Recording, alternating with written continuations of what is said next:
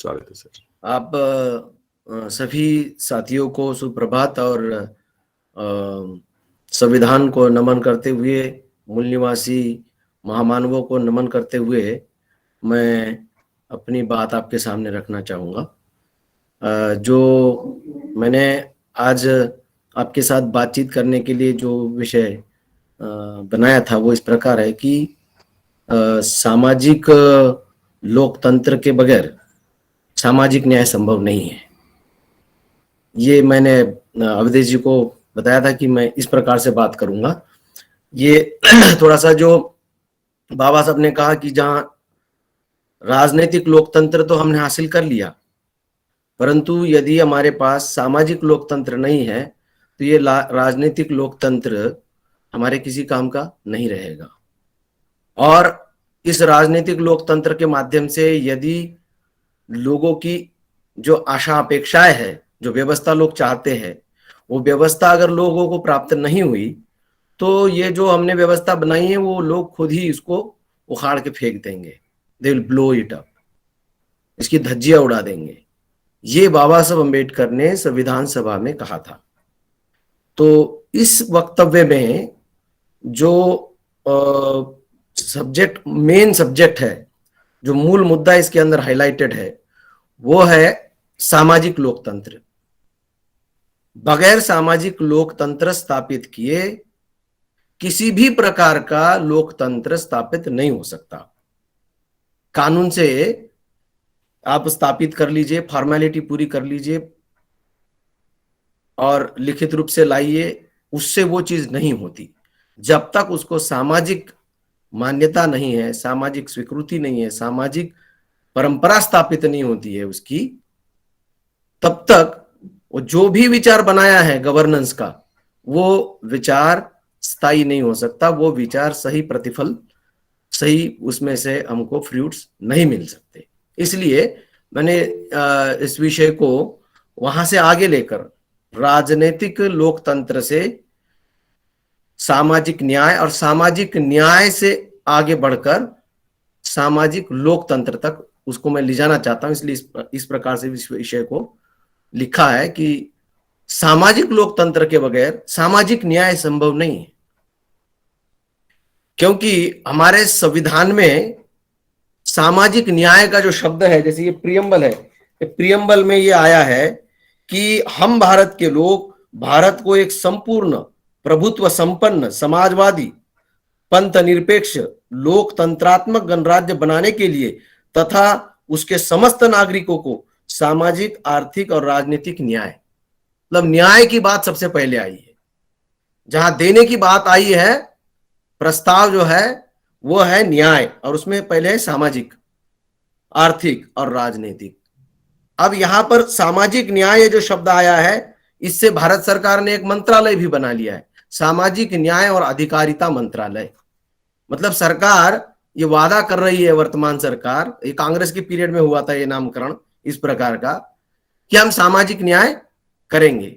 लेकिन सामाजिक न्याय करने की विधा क्या है, सामाजिक न्याय करने का तरीका क्या है, उसकी मेथोडोलॉजी क्या है, ये समझना साथियों बहुत जरूरी है। इसलिए मैं ये सोचा था कि आज मैं एक 3-4 प्रश्न जो है इसके बारे में आपसे मेरे विचार साझा करूंगा। पहला कि लोकतंत्र क्या है। लोकतंत्र के बारे में आप लोगों ने अब्राहम लिंकन की परिभाषा सुनी होंगी कि लोकतंत्र जो है वो by the people for the people, इस प्रकार से है, लोगों द्वारा।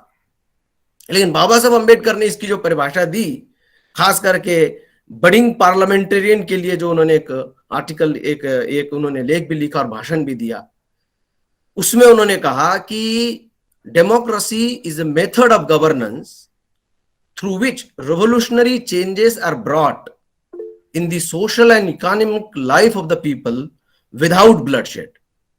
That is the definition of democracy by Baba Saheb Ambedkar.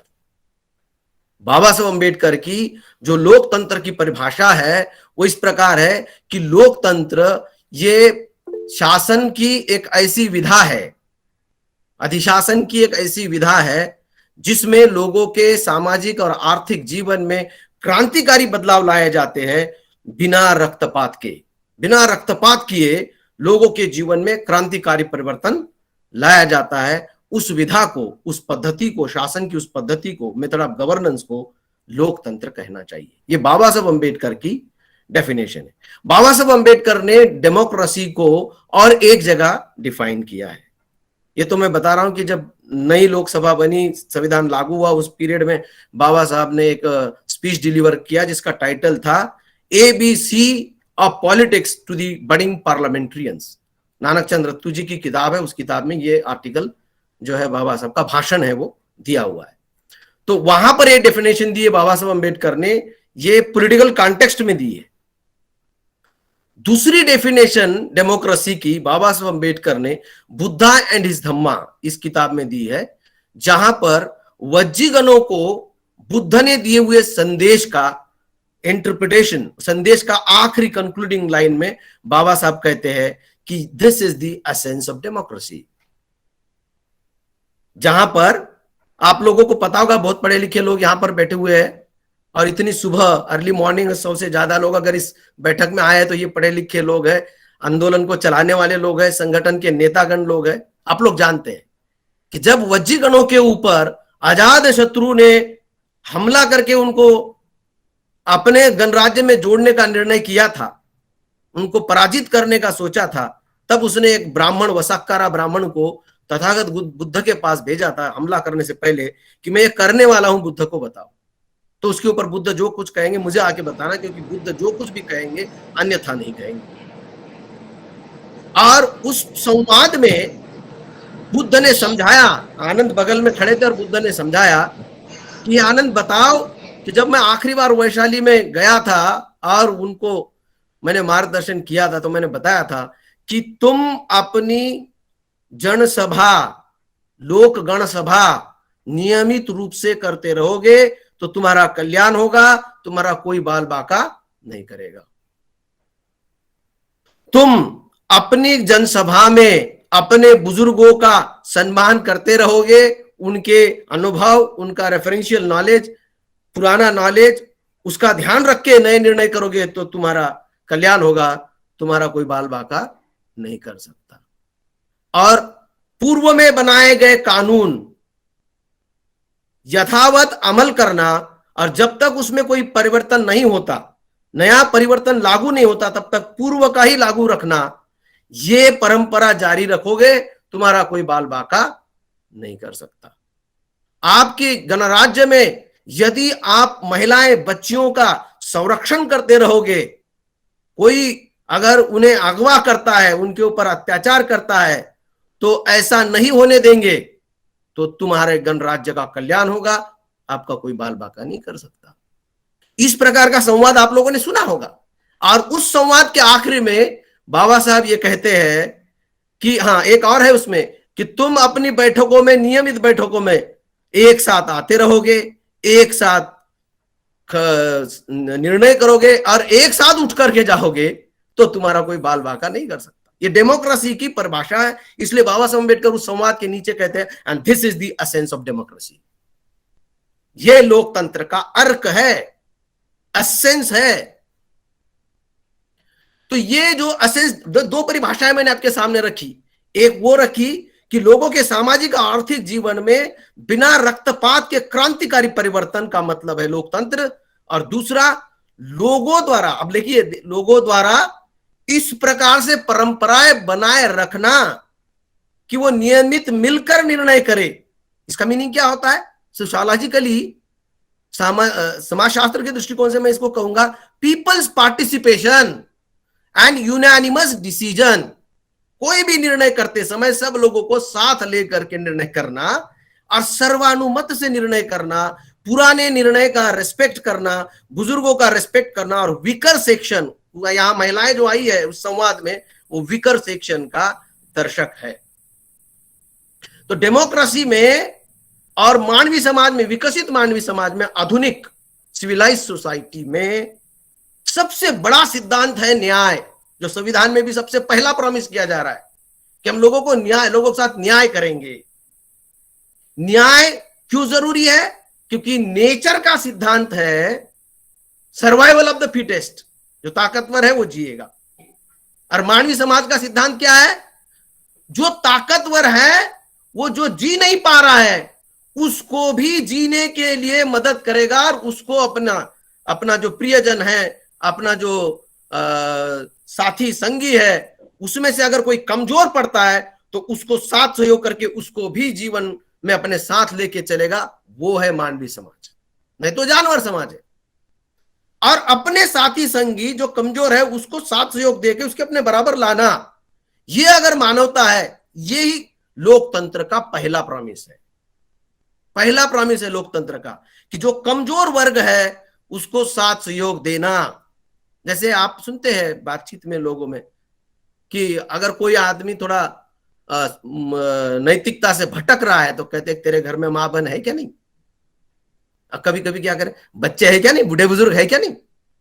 इसका मतलब सामाजिक जीवन में सबसे बड़ा जो मॉरल फोर्स है, वो मॉरल फोर्स इन चीजों पे खड़ा है कि आप बूढ़े बुजुर्ग बच्चे महिलाएं, इन लोगों का कितना ख्याल रखते हो, उससे आपकी मानवता और आपकी इंसानियत तय होती है।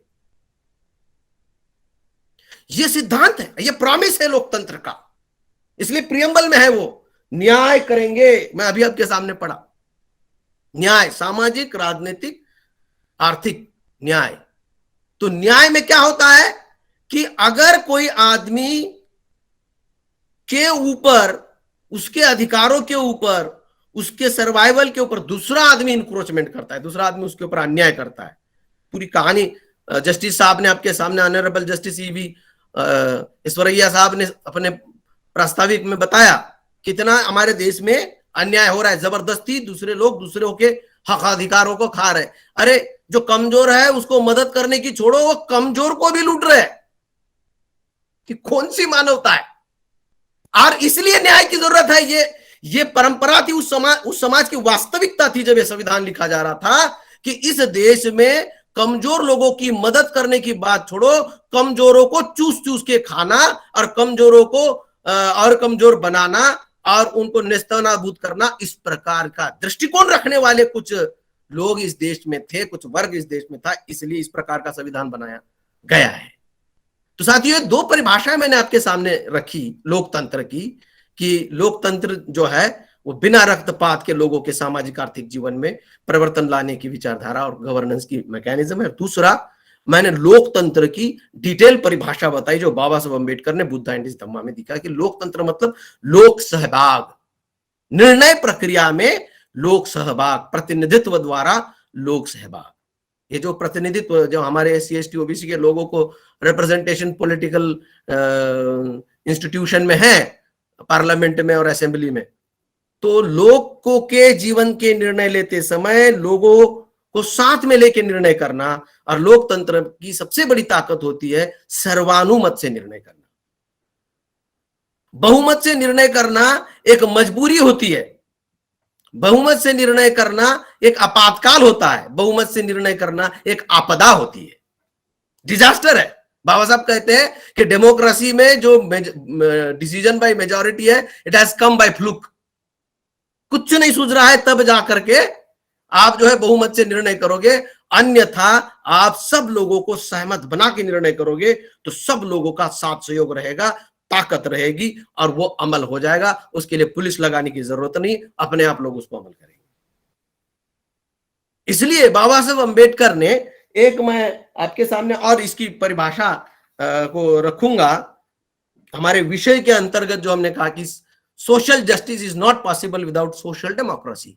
अब हमने डेमोक्रेसी को डिफाइन किया, अब हम चलते हैं डिफाइन करते हैं सोशल डेमोक्रेसी क्या होती है।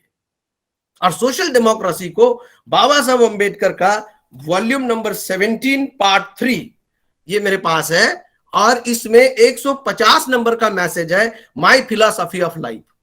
ये ऑल इंडिया रेडियो के ऊपर भी बाबा साहब अम्बेडकर ने एक भाषण दिया था। ये अक्टूबर 3, 1954 को बाबा साहब अम्बेडकर ने ये ऑल इंडिया रेडियो में ये भाषण दिया और ये ब्रॉडकास्ट हुआ। एक पेज का ये भाषण है। इसमें सोशल डेमोक्रेसी को डिफाइन किया है, और सोशल डेमोक्रेसी के बगैर ये सोशल जस्टिस पॉसिबल नहीं है, ये इसमें प्रतीत होता है। इस भाषण में आप देखेंगे कि मैं एक पैराग्राफ पढ़ता हूं आप लोगों के लिए कि Positively, my social philosophy may be said to be enshrined in the three words liberty, equality, and fraternity. ये ट्रिनिटी है. Let no one, however, say that I have borrowed my philosophy from the French Revolution. ये किसी को नहीं होना चाहिए कि मैंने ये जो फिलॉसफी है इक्वालिटी, लिबर्टी और जस्टिस की, ये फ्रांस की क्रांति से मैंने ये उधार लिए है ये तत्व. नहीं, बिल्कुल नहीं, किसी ने नहीं कहना चाहिए. I have not. My philosophy has roots in religion and not in political science. I have derived them from the teachings of my master, the Buddha. In this philosophy, liberty and equality has a place, but he added that the unlimited liberty destroys equality, and absolute equality left no room for liberty. In this philosophy, law had a place only as a safeguard against the breaches of liberty and equality, but he did not believe that law can be a guarantee for breaches of liberty or equality. He gave the highest place to fraternity. मैं social democracy को define करना चाहता हूं, इसलिए साथी उसको पढ़ रहा हूं. He gave the highest place to fraternity. उन्होंने बंधुत्व, भातृत्व, मातृत्व, जो कहना है कहिए, अपनत्व, अपनत्व की जो भावना है उसके लिए सर्वोच्च स्थान दिया है. He gave highest place to fraternity as the only real safeguard against the denial of liberty or equality or fraternity, which was another name for brotherhood. Fraternity is the another name for brotherhood. और humanity, जैसे मैंने पहले humanity को define करने का, fraternity का दूसरा नाम है मानवता, which was again another name of religion. मानवता कहां से आती है? धार्मिक भावना, सद्भावना, सद्विचार, मॉरलिटी, नैतिक विचार. रिलीजन क्या है? नैतिकता. वो है मानवत्व, बंधुत्व, अपनत्व, ये नैतिकता का विषय है. और सामाजिक लोकतंत्र भी नैतिकता का विषय है साथियों. इसलिए बाबा साहब अंबेडकर आखिरी कह रहे हैं कि Indians today are governed by two different ideologies.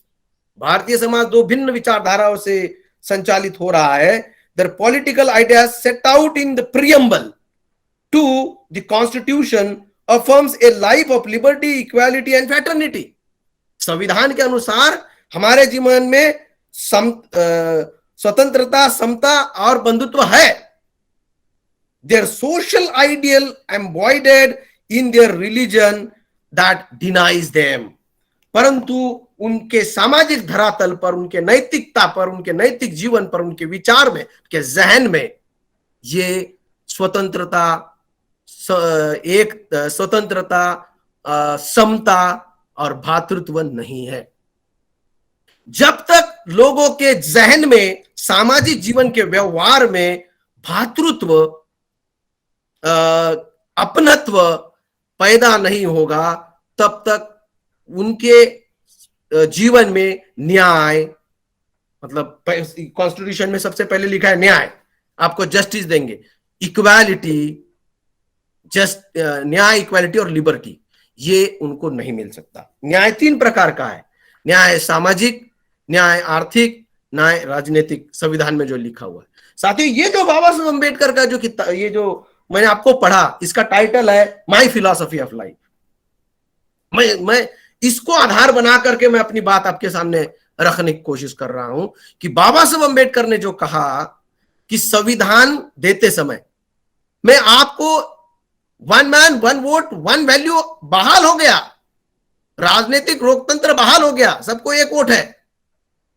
लेकिन अगर सामाजिक लोकतंत्र स्थापित नहीं होगा, ये राजनीतिक लोकतंत्र किसी काम का नहीं होगा. थोड़े देर बाद लोगों का इसमें से विश्वास खत्म हो जाएगा और लोग बोलेंगे छोड़ो इसको. इसलिए इसको सामाजिक जीवन में स्थापित करना जरूरी है. और जहां तक हम काहे की चर्चा कर रहे हैं? संविधान की चर्चा कर रहे हैं, संविधान में दिए हुए इन तत्वों की चर्चा कर रहे हैं, इस विचार की चर्चा कर रहे हैं, इस फिलॉसफी की चर्चा कर रहे हैं. बुद्धिजीवी लोग कर रहे, पढ़ रहे। लेकिन सामान्य जनमानस, हमारा सामान्य आदमी जो संविधान की किताब नहीं पढ़ रहा है, उसका संपूर्ण जीवन, उसका जो नैतिक विचार है, उसको जो धर्म के माध्यम से जो बताया गया है, धर्म के माध्यम से, उसके सामाजिकरण की प्रक्रिया के माध्यम से उसके दिमाग में जो बना हुआ विचार है वो उसी से चल रहा है। तो यह हम बुद्धिजीवी लोगों का कर्तव्य है कि वो जो हमारा सामान्य आदमी है, जो हमारे जीवन में सामाजिक विचार हमने ये स्वीकार किया है संविधान का, वो विचार उसके जीवन में भी पहुंचाए। ये हमारा कर्तव्य है।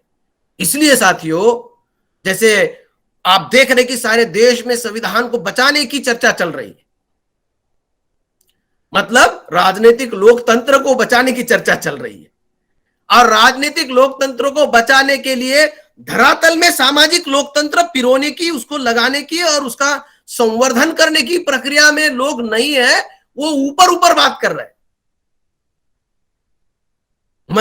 मुझे गर्व होगा आपके साथ ये बात शेयर करते हुए, आपके साथ बात साझा करते हुए कि बामसेफ के माध्यम से भारतीय संविधान सम्मान, सुरक्षा और संवर्धन अभियान एक चलाया जा रहा है, BS4 अभियान चलाया जा रहा है, जिसमें हम लोग गांव गांव में, बस्ती बस्ती में जा करके संविधान के इन सिद्धांतों के तहत लोगों के अंदर भातृत्व पैदा करने का प्रयत्न कर रहे हैं।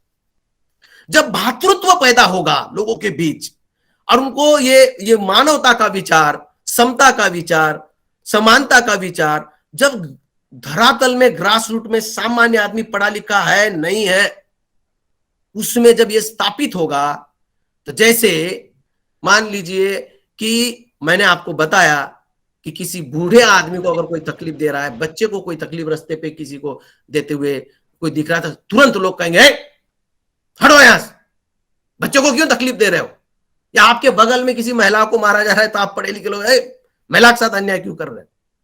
मतलब ये जो आदमी के मन में तुरंत आ जाता है, जैसे कोई आदमी एक्सीडेंट हो गया रास्ते के बाहर, चलो उसको बचाओ, ये जो लोगों के मन में आता है, ये भावना, इस प्रकार की भावना लोगों के जहन में जब पैदा करेंगे, और वो कैसे हो सकती है, उसके प्रति आपको आस्था, उसके प्रति आपके मन में आपनत्व कैसे पैदा होता है, जब उनको लगेगा ये मेरे लोग हैं। आपनत्व की भावना पैदा करने के लिए इतिहास बताना जरूरी है, क्योंकि वो एक परिवार में नहीं रह रहे, साथ डेली नहीं रह रहे लोग, बहुत बड़ा समाज है। तो जैसे बुद्ध के जमाने वज्जीगण, छोटा गण राज्य था, और जब बैठक करते थे सारे आ जाते थे, अब भारतीय समाज सारा एक जगह आकर के बैठ नहीं सकता। तो अभी कम्युनिकेशन के भिन्न भिन्न मोड है। तब थी ग्राम सभा जैसी एक सभा होना, गणराज्य की सभा होना। अब हमारे पास क्या है, मीडिया है, न्यूज़पेपर है, हमारे पास हमारे पीरियोडिकल्स है, ये जैसे हम आप बातचीत कर रहे हैं ये है, इसके माध्यम से लोगों को साथ लाना और एक दूसरे की पहचान कराना। एक दूसरे की पहचान जब होगी और उनको लगेगा ये मेरा अपना है, तो उससे अपनत्व की भावना पैदा होगी, और अपनत्व की भावना को वृद्धिंगत करने के लिए, उसका संवर्धन करने के लिए उसका कार्यक्रम होना चाहिए कि उसका इंटरेस्ट क्या है, आज वो किस हालात से गुजर रहा है, उसकी समस्या क्या है, उसको बेटे को एम्प्लॉयमेंट है क्या नहीं है, वहां हेल्थ की सिस्टम क्या है, जहां रह रहा है वहां रास्ते कैसे है। इन चीजों के लिए जब उसके साथ चर्चा, वार्ता, विश्लेषण करके उसको दृष्टिकोण दिया जाएगा कि अगर उसके बस्ती में सही रास्ता नहीं है, उसके बस्ती में गंदा पानी बहाने के लिए सही नाली नहीं बनी हुई है, उसके बस्ती में पीने का सही पानी नहीं है, उसका स्वास्थ्य खराब है, एजुकेशन का हालत खराब है, और ये क्यों है, कौन लोग कर रहे हैं, किसके खिलाफ कर रहे हैं, इसका संज्ञान, इसका कंसेंटाइजेशन, इसकी संचेतना जब समाज जीवन में स्थापित करेंगे, उससे सामाजिक लोकतंत्र पैदा होगा। सामाजिक लोकतंत्र क्या है? लोकतंत्र में क्या किया जाता है? निर्णय किए जाते हैं। निर्णय करने की एक विधा है।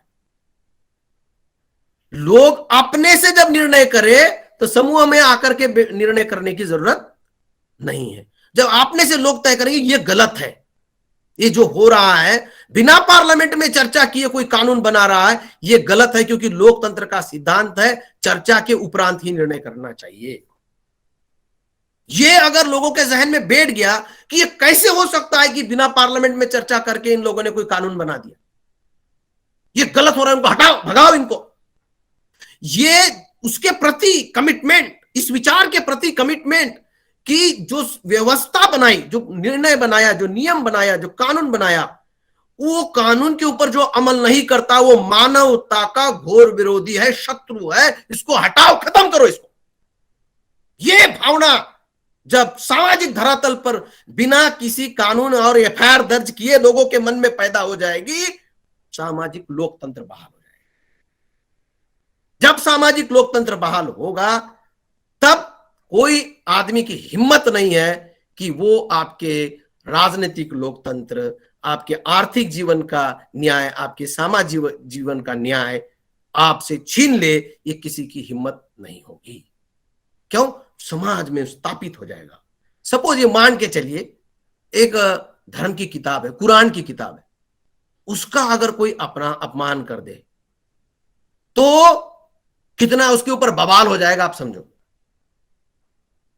और संविधान की किताब का इस देश में अपमान होता है, उसको जला दिया जाता है, और यहां का आदमी अगर आंदोलित नहीं होता, उसका प्रतिरोध नहीं करता, इसका मतलब इस संविधान के प्रति लोगों के मन में सम्मान की भावना स्थापित करने का अभियान चलाना जरूरी है।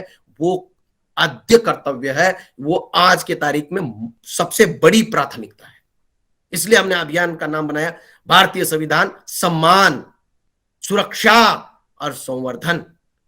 उसका सम्मान जब लोगों के मन में होगा, उसका संरक्षण वो खुद करेंगे, उसका संवर्धन खुद करेंगे। लेकिन रेस्पेक्ट ही नहीं है तो उसको कहां से बचाने के लिए आएंगे? वो तो कीर्तन सुनने के लिए चले जाएंगे, भजन सुनने के लिए चले जाएंगे।